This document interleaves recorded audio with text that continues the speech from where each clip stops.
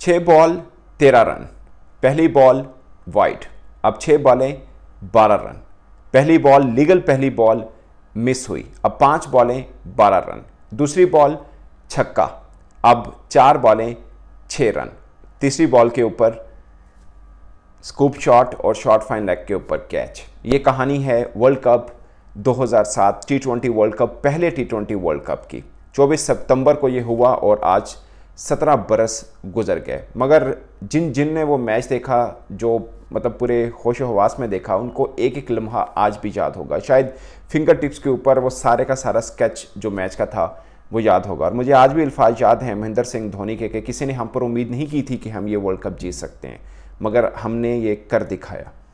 और उन्होंने बोला था कि भज्जी के यॉर्कर से ही गिरमिल हरभजन तेज़ बॉल डालते थे जब मिसबाहुल हक ने 3 छक्के लगाए थे। और उन्होंने बोला कि मैंने सोचा था कि ओवर उसको देना जो इंटरनेशनल क्रिकेट में कुछ करना चाहता है। तो जोगिंदर शर्मा कुछ करना चाहते हैं। वो अलग बात है कि उस वर्ल्ड कप के बाद जोगिंदर शर्मा टीम इंडिया के साथ बहुत ज़्यादा टाइम तक जुड़ के नहीं नज़र आए थे और एकदम वो गायब हो गए थे।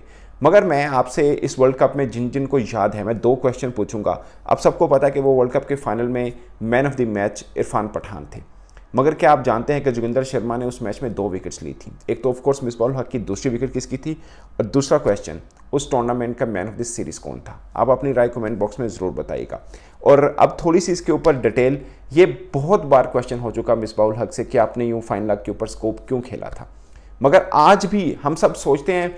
अच्छा, एक चीज़ और आप अपने कमेंट्स में ज़रूर बताइएगा कि वो जब शॉट हुआ, मतलब पाकिस्तानी फैंस के लिए, कि जब यूँ कैच पकड़ा गया तो उनके मन में सबसे पहला अल्फाज क्या आया था? मतलब वो मैच एकदम ख़त्म हो चुका था। उस मैच में 2-3 जो है ना, वो पाकिस्तान के लिए अगर अब देखा जाए तो 2-3 पॉइंट ऐसे थे जो एकदम लगा कि वो पाकिस्तान के हक़ में है। नंबर 1, अब मतलब बहुत से पॉइंट लोगों की नज़र में होगा, बट मेरे ख्याल में 15वें ओवर 16वें ओवर में एक्चुअल में उमर गुल ने जो क्लीन बॉल किया था MS धोनी को, वो पाकिस्तान के लिए टर्निंग पॉइंट था। क्योंकि अगर वो MS धोनी मजीद 4 ओवर खड़े रहते तो 157 रन ना बनता, फिर वो 170 तक तो पक्का था, शायद से ज़्यादा भी बन जाता।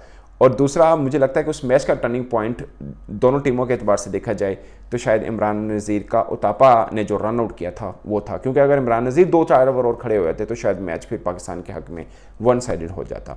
मगर इरफान पठान ने बहुत अच्छी बॉलिंग की थी और शोएब मलिक ने बहुत तारीफ़ की थी इंडियन बॉलर्स की। उन्होंने बोला कि ये रन हमें चेस कर लेने चाहिए थे, हम ओवरऑल वर्ल्ड कप में बहुत अच्छा खेले हैं, इंडिया की बैटिंग लाइन बहुत अच्छी थी, हमने 157 पर उनको रोक के रखा, बहुत अच्छा किया हम लोगों ने। मगर बाद में उनके बॉलर्स ने अच्छी बॉलिंग की और हम वो मैच हार के। उसके बाद जो हुआ था वो बहुत से लोग ऑफकोर्स रोए भी होंगे। आज भी वो शॉट देख के कईयों का दिल के पंप करता है कि यार मिसबा ये शॉट क्यों खेला।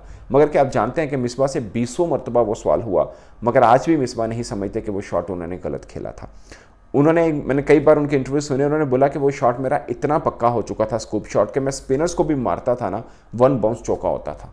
ये मिसबा ने बोला। क्योंकि हम सब ये समझते हैं ना कि जोगिंदर शर्मा के इतना पेस नहीं था, 120 का तो पेस था, तो ये मारने का कैच, शॉर्ट फाइन लेग के ऊपर कैच होने का बड़े चांसेस हैं।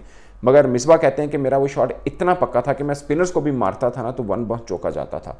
तो मुझे भरोसा था कि शॉट कच्चा नहीं है, ये शॉट मेरा पक्का है और ये मेरा बेस्ट शॉट है और बेस्ट मौके के ऊपर ही ये खेलना चाहिए, तो मैंने इसलिए खेला था। और आपने देखा होगा उस पूरे वर्ल्ड कप में मिसबा ने इस तरह के बहुत शॉट्स खेले थे। वो अलग बात है कि मिसबा आज भी मानते हैं कि वो सही, उन्होंने उस वक्त जो सोचा उसके मुताबिक किया, बट उसके बाद मिसबा का वो स्कूप शॉट बहुत कम देखने को मिला। रिवर्स स्वीप वगैरह मारते रहे हैं मगर ये स्कूप शॉट बहुत कम, उसके बाद आहिस्ता आहिस्ता उन्होंने शायद छोड़ ही दिया था, वो नहीं मारे, उन्होंने नहीं खेला था। मुझे लगता था कि उस वर्ल्ड कप में उन्होंने वो शॉट बहुत खेला था, बट उस मौके के ऊपर आकर शायद सीधा खेलते थे, जिस तरह उन्होंने पहले भी 4 छक्के लगाए थे तो वो भी चल जाता था। यानी 3 हरभजन को और 1 जोगिंदर शर्मा को ही जो छक्का लगाया था, मुझे लगा कि तब भी कहानी बन सकती थी। बट ऑफ कोर्स अब इफ एंड बट बहुत से लोगों के जहनों में पाकिस्तान में आज भी रहता है। पाकिस्तानी फैंस आज भी सोचते हैं वो सीधा मार देते, इधर मार देते, उधर मार देते, पता नहीं किधर किधर मार देते। But rest is the history, जो हुआ सो हुआ। और भारत पहली दफ़ा T20 वर्ल्ड कप, बल्कि T20 वर्ल्ड कप भी फर्स्ट टाइम हुआ था और उसका चैंपियन बना। और उसने बहुत सी कहानियाँ बदल के रख दी उस वर्ल्ड कप ने, खासकर MS धोनी के लिए, कि वो इंडिया के हिस्ट्री के, बल्कि सिर्फ इंडिया के नहीं वर्ल्ड के ही कामयाब 3 कप्तानों में उनका शुमार हुआ। और वो वाहिद कप्तान हैं जिन्होंने तीनों जो ICC के इवेंट है वो जीते हैं। चैंपियंस ट्रॉफी जीता, T20 वर्ल्ड कप जीता और वनडे वर्ल्ड कप जीता। और उसके बाद MS धोनी पकड़े नहीं गए, वो फिर इंडिया के नहीं बल्कि जब पहले बता चुका हूँ कि दुनिया के नंबर 1 कप्तान अपने इरा के अंदर रहे और वैसे भी क्रिकेट हिस्ट्री में भी बेहतरीन कप्तानों में उनका शुमार होता है। और पाकिस्तान के कप्तान उस वक्त शुएब मलिक थे, बड़े शार्प कप्तान थे, इसमें कोई शक नहीं है। और पाकिस्तान के बहुत सी चीज़ें भी मिली। सोहेल तनवीर का वो उस टाइम पीरियड के ऊपर स्पेल बहुत शानदार रहा था। मोहम्मद आसिफ की बॉलिंग बड़ी शानदार रही थी। इसके अलावा उमर गुल का वो पीक टाइम पीरियड था 2011 तक, 2007 से लेकर 2011 तक। और अगेन मेरे ख्याल में उस पूरे वर्ल्ड कप फाइनल के अंदर मुझे जो सबसे शानदार रहा वो उमर गुल का वो यॉर्कर था जिस पर MS धोनी को उन्होंने क्लीन बोल्ड किया था। आप अपने दोस्तों उस बारे में जो जो चीज़ें आपकी याद हैं अपनी राय कमेंट की सूरत में बताइएगा। मेरे तरफ से इतना ही, इजाज़त दीजिए। अल्लाह हाफ़िज़।